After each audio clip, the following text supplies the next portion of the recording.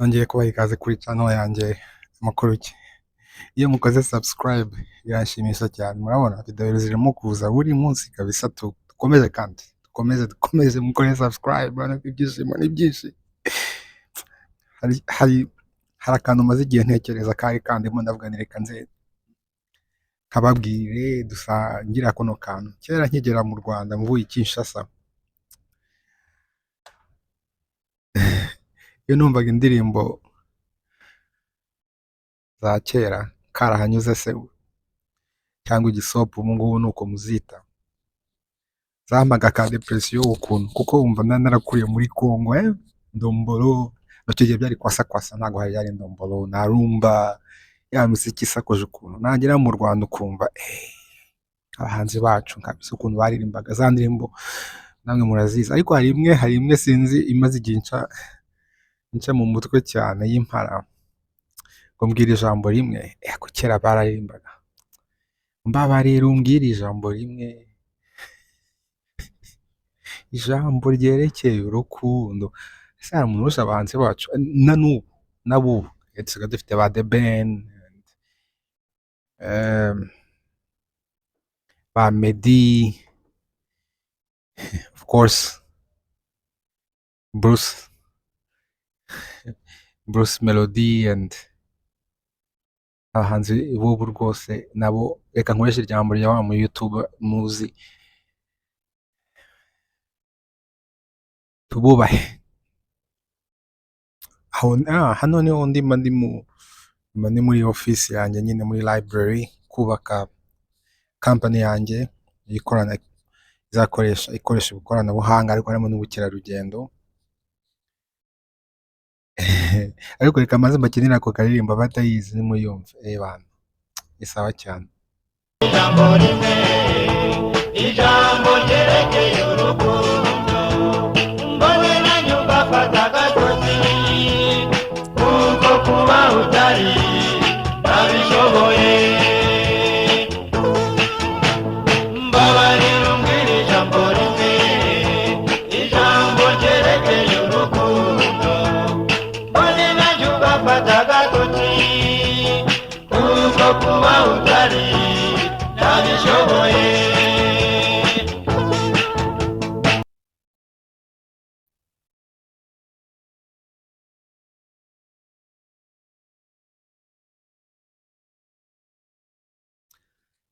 Alright, mbere ko dukomeza rero, ubwo of course abahanzi b'iyi ndirimbo impara batakiri kumwe natwe, rya bari basebanani ngo imiryango yabo nyine mbaye credit kuri iyi ndirimbo. Inibaza byinshi iwacu, ntekereje nyine ukuntu harimo amagambo y'urukundo ku bana, urukundo. Ndumva nibyo akenshi nizo ndirimbo numvaga kuri radio nyine ngeze zamaga za depression numvaga ziri ntangiye kuzumva ubu ngubu cyane. Ndumva inshuti zanjye zinkurikira zirabizi iyo ngeze mu Rwanda, iyo ngeze i Kigali, yewe banishakira igisope, yego banishakira igisope, ibindi ntago mbizi, bya bindi bya afrobeat n'iki ibyo ngibyo umuntu yabyumvira ahantu henshi ku isi, ariko ahantu hese uzumvira impara cyangwa n'abandi benshi twakunze kandi tugikunda. Rero urumva ukuntu ubuzima bugenda uko ngenda nsaza nyine ni nako ngenda nifuza kumenya umuco wacu no gukunda ibyacu bya kera, nubwo ntakuriye mu Rwanda, kuko twebwe tutavukiye mu Rwanda, tutanahakuriye, reka mvuge muri rusange, ni nkaho tuba turi hagati na hagati. Ntabwo uba uri umunyarwanda, nta nubwo uri n'umukongomani cyangwa umukanadiye, noneho byose byabaye imvange. Kuko muri Canada ngiye kwambara imyaka 21, mu Rwanda nahabaye imyaka itarenze 6.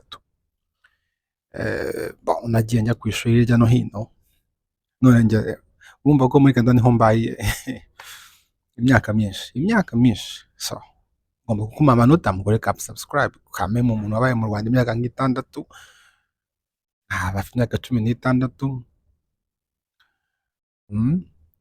Kinyarwanda kwiga mu mashuri y'ikinyarwanda byarananiye banjyanye kwiga mu Rugunga mbona zero batira vamo ariko ntabwo byari kwirata wenda byabanye bumvaga yuko birabananiye ntabwo byari igihe gusa n'uwo tubindi imwe ariko ubu ngubu sinzi tumva ubunyarwanda bumaze kunjyamo cyane.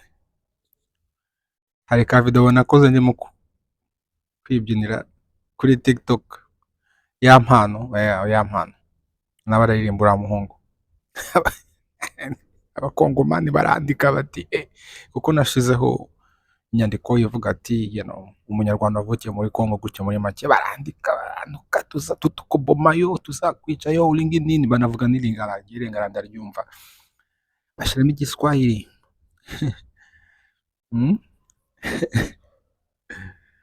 unajua wewe ni mtu wa wapi? Wewe hatujue nawe kuvuga indimi nyinshi nabyo birakuvangira. Uvuga Ikinyarwanda, bavuga Igiswahili ukacyumva, bavuga Igifaransa, bashiramo n'Iringara, no n'Ikiyapani nacyo narakize ndacyumva. Icyongereza birumvikana.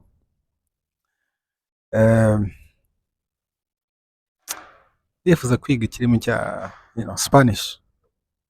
Spanish niyo indimo cyane. Ubwo tuzaba tureba izo gahunda.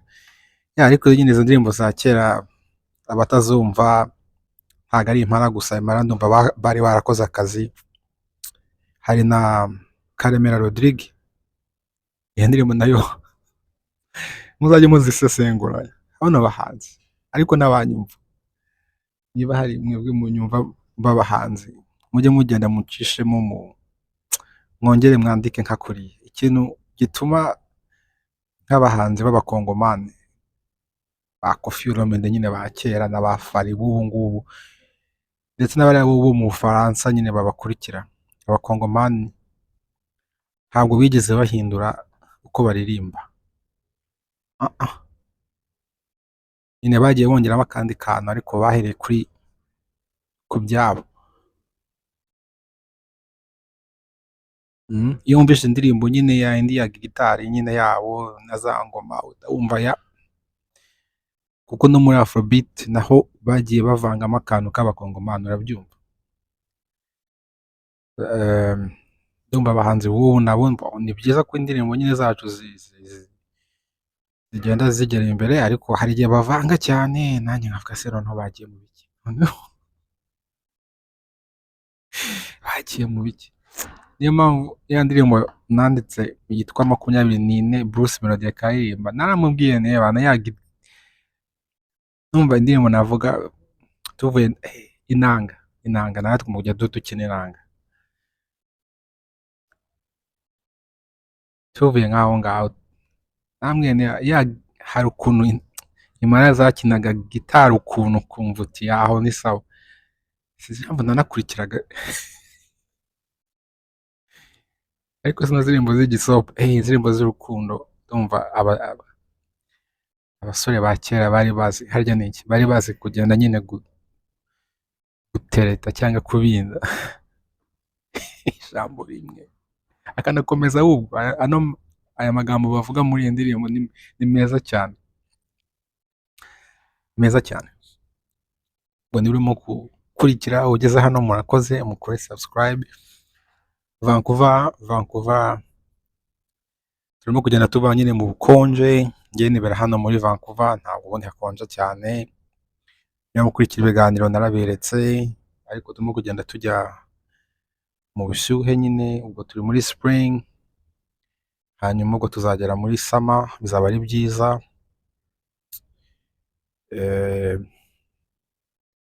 Ubuzima burongera bukagaruka nyine, ntutweshye dusohoka tukajya hanze. Nkigera muri Canada muri 97 ndabyibuka cyane, nari ahantu bita muri Halifax no muri Nova Scotia, iyo ntuzi yo iyo province menya kuba mu cyaro ahantu bita muri Shetika mu cyaro, ni mu cyaro habaga nk'abantu batarenze 1000, ni mu cyaro kabisa. Nuko mu mezi gutyo nahaguye hari muri winter, mu mezi agitangira nyine mu kwezi kwa 11 kugera wicaye mu nzu wenyine nyine depression iraguye. Ntabwo nari nzi icyo depression yivuze icyo gihe, kuko iwacu twabaga turi kumwe n'abantu, ano majyambere batuzaniye yaratwishe. Ano majyambere hamwe bajye bagumana iwabo, kuko warabyukaga tugatarama nyine, habaga hari abantu hafi, ariko iyo ugeze hano nta bantu bari hafi yawe nyine. Niyo mpamvu bakeneye ibipupe n'iki, ndabyumva. Niyo mpamvu bakeneye nuko banagira imbwa cyangwa ihugu. Wabizi iwacu antuka niba byahindutse ni byiza, ariko kugira imbwa ndaya kugira ngo zikurinde, kuko ntabwo zinjiraga mu nzu. Kereka iwacu ntabwo byari bimeze ukuntu, ariko hano imbwa it's a pet, right? Yes, ifite agaciro nk'umwana aba hano, nk'umuntu. Yego. So birumvikana ko kubera iryo rungu ugomba kubyumva, hari ibintu baba bakeneye kugira ngo iryo rungu ryabo nyine ntiribafate, nubwo ntabwo hari bamwe rirabafata. Icara muri ayo mezi nyine niho numvishije wicaye wenyine nta muntu mwavugana, mezi nk'abiri atatu agatambuka kabisa, nta muntu muganire muhiro nyine, urasohoka ukavugisha abantu hanze ariko nta muntu mubana. Niba uba hano murabyumva. Niba ari ibyo mwifuza nimuze ni karibu. Kuba waravukiye ahantu abantu bahora baza mukaganira mugatarama, bakagusura weekend nibi, ukagera ahantu ukumva biracecetse. Nubwo ubuzima bw'abadiaspora, nitugera i Kigali mujye muduha za hobe, muduhobere cyane, kuko noya n'irungu ni ryinshi. Mbivuze nseka, ariko aba hano murabizi ntabwo ari ibintu byoroshye. Depression ntabwo ari ikintu tugomba kuba twishimiye, ni ikintu tugomba gushakira umuti. Ndabizi wenda no muri Afurika no mu Rwanda birahaba, ariko ntabwo nabaye mu Rwanda igihe kirekire. So mwajya mumbwira muri comment, ariko ya majyambere amwe bajye bayagumana iwabo pe, ntabwo tuyakeneye. Na n'ubu nari nicaye hano, nuko n'umusore araza ati excuse me, nakuvugisha. Ndamureba ndavuga se okay, reka nanjye muvugisha, kuko akenshi ntabwo ugenda uvugisha abantu hano ngo baganirize gutya ngo muganire. Barakure cyane cyane Vancouver bavuga ko ntabwo hano abantu bakunda ibintu byo kubana cyangwa byo gusabana, byo kuganira cyane, nyine ibintu by'ubucuti. Bavuga ko niwo mujyi, nimwe mu mijyi muri Canada bitaba byoroshye ngo ube wagira inshuti. Se koko nibyo? Niba muri Vancouver mbwira. Maze imyaka 20 nageze hano mu 2000 so imyaka 22 hafi ngiye kumara hano. Mbabarira umbwira ijambo rimwe, mukore subscribe, tuzongere gutaha.